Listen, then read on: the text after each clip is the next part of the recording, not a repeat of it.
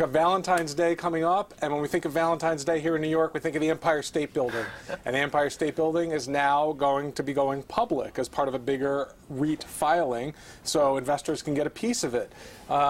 You know, iconic building, is it a good investment, I guess, is the question. I mean, this is the thing, and just like going through the filing itself, I mean, one of the things that does kind of stand out, as you said, I mean, a lot of people go to the Empire State Building to go to the top, to, you know, propose marriage, to do So it's all more of these a things. tourist thing than almost like a commercial property exactly. at this and point. they get quite a bit. They get more than 40% of the revenue, or at least the building itself, from this tourism. And it's, you know, Which again, is it's like a good thing. If you look at the rents being paid to the 7 buildings this company owns in New York City, right.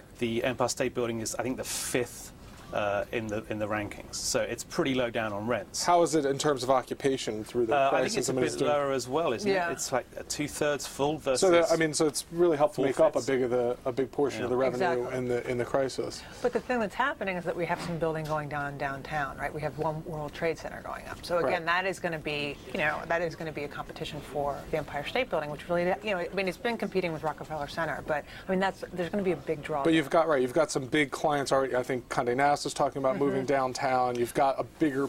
The pull was uptown after 9/11 to a lot of extent, and in the crisis. But not to the Empire State Building, right? Because if you look at it, it's an 80-year-old building.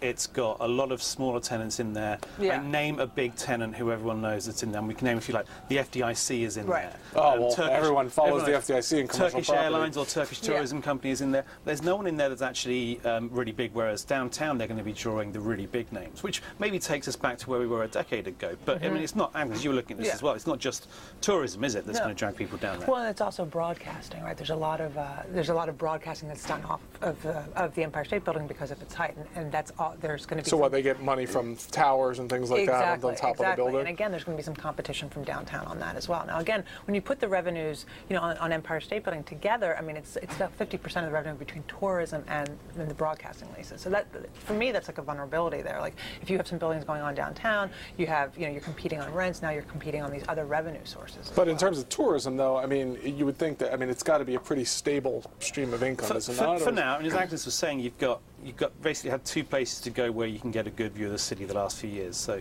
Empire State Building and Rock Center. Now we're going to have another one again, having had the World Trade Center beforehand. We'll have it again. I mean, who knows how that's going to play out? Do you want to go to 2?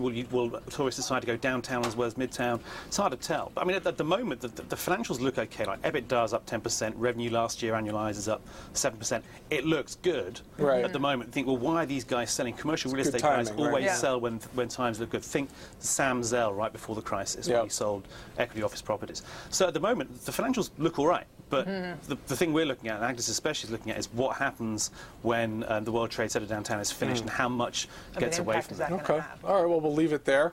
It sounds like it might be better to take your $20 and pop it on going up to the observation tower than buying a share of the Empire State Building, but we'll keep a watch on it and be back with more breaking views tomorrow.